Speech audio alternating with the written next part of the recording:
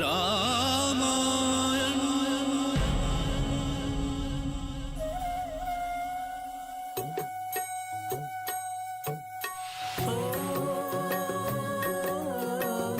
मंगल भवन अमंगल हारी, सुनहु सुदशरथ अजर बिहारी। राम सिया राम जय जय राम, राम सिया राम जय जय राम, राम सिया राम जय जय राम, राम सिया राम जय जय राम। मैं काल हूँ। इस तरह महर्षि विश्वामित्र ने श्री राम और लक्ष्मण को वो सारे दिव्य शस्त्र दिए जिनकी आवश्यकता उन्हें भविष्य में पड़ने वाली थी। इन दिव्य शस्त्रों के ग्रहण करने पर देवताओं ने फूलों की वर्षा करके दशरथ नंदन का अभिनंदन किया। सिद्धाश्रम में रहते हुए राम लक्ष्मण ने सभी तपस्वियों, ऋषि मुनियों और ब्राह्मणों को निर्भय कर दिया। और अब एक महान घटना श्री राम की प्रतीक्षा कर रही थी। बचा के ऋषियों के तब प्राण, दया की निज भक्तों पे भगवान।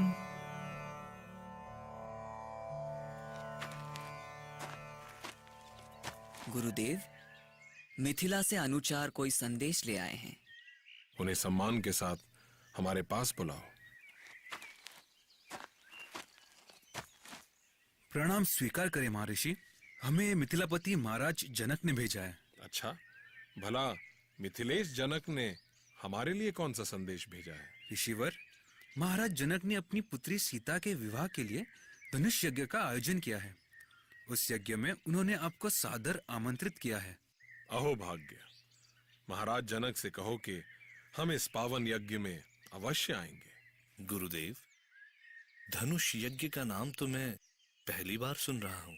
राम, ये एक विशेष यज्ञ है जिसमें धनुष संधान की चुनौती होती है।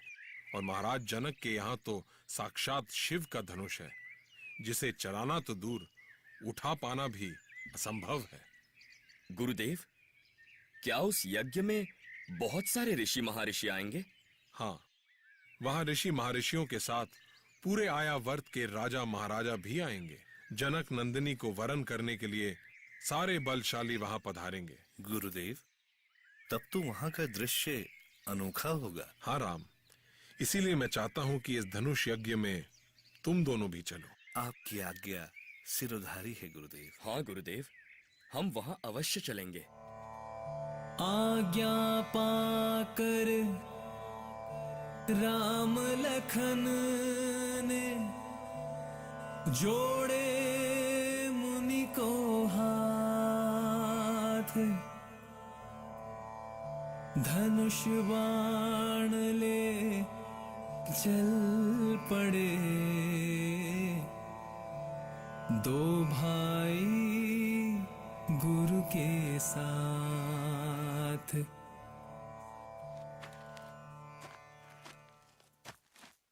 गुरुदेव, इस मार्ग में तो कोई भी प्राणी दिखाई नहीं दे रहा। क्या इस क्षेत्र में कोई नहीं रहता? इस क्षेत्र की एक कथा है राम। तो सुनाइए ना गुरुदेव, बातें करते करते रास्ता भी कट जाएगा। ये एक महान ऋषि का क्षेत्र है, जिनके आश्रम में सैकड़ों शिष्य पढ़ा करते थे। दिन रात यहाँ वेद मंत्र गूंजा करते थे। वो आश्रम मिथिला का ज्ञान केंद्र कहा जाता था। उन ऋषि का नाम क्या था गुरुदेव? उनका नाम था महर्षि गौतम। क्या अब वो नहीं रहे गुरुदेव? पहले पूरी कथा तो सुन लो लक्ष्मण, फिर सब कुछ समझ जाओगे। एक दिन महर्षि गौतम ने विद्वानों की सभा बुलाई। पूरे आश्रम को फूल पत्तियों से सजाया गया। दूर दूर के ऋषि, महर्षि और साधु संत उस सभा में पधारे।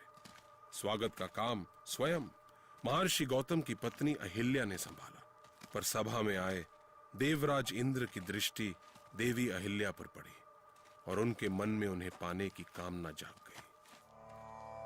और अहिल्या पर पड़ी इंद्र की दृष्टि ने वो कर दिया जो नहीं होना चाहिए था।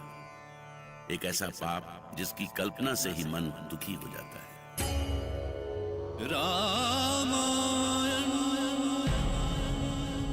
आगे जानने के लिए सुनते रहिए फीवा प्रस्तुति रामायण। हम लौटेंगे कुछ ही क्षणों में।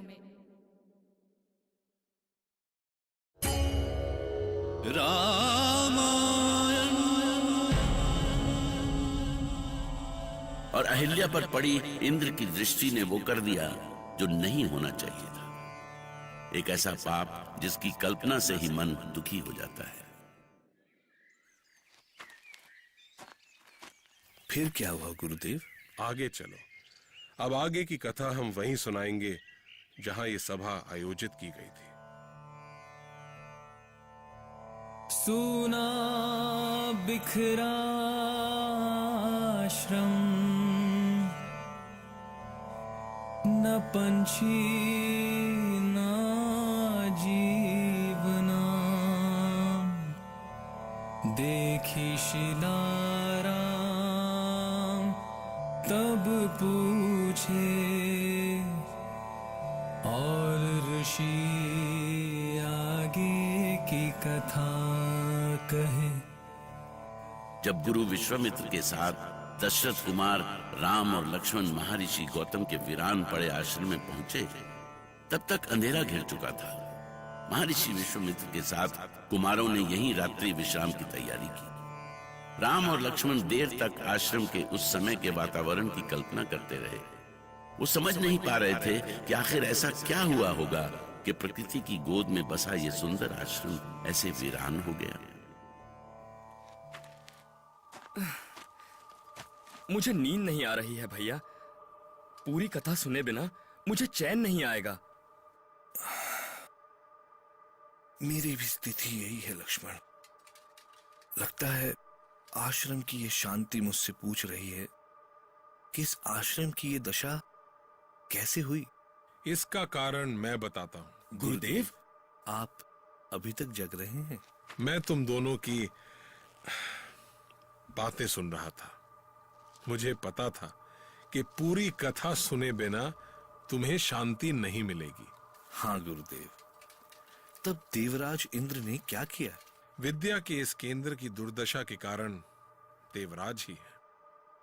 जिस समय विद्वानों की सभा चल रही थी, देवराज का ध्यान वेदों की बातों में नहीं, महर्षि गौतम की पत्नी अहिल्या पर था। पर उन्होंने ऐसा क्या किया कि वो अपनी कामना को रोक न सके। सभा समाप्त होने के बाद आश्रम से विदा लेते समय उन्होंने गौतम की पत्नी अहिल्या से कहा,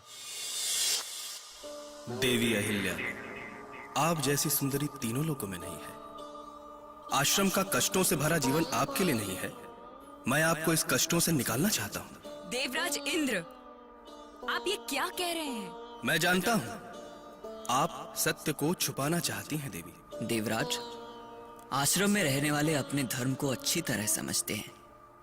और क्या ये कम है कि गुरु माता अहिल्या गुरुदेव की पत्नी है? तुम्हें बीच में बोलने का कोई अधिकार नहीं है। तुम शिष्य हो तो शिष्य जैसे ही रहो। देवेंद्र, वो महर्षि की शिष्या है और उसे अपने गुरु माता के सम्मान की रक्षा का पूरा अधिकार है। अच्छा हुआ कि अभी तक इसकी सूचना महर्षि को नहीं मिली। उन्हें सूचना मिल भी जाए तो भी वो कुछ नहीं कर सकते।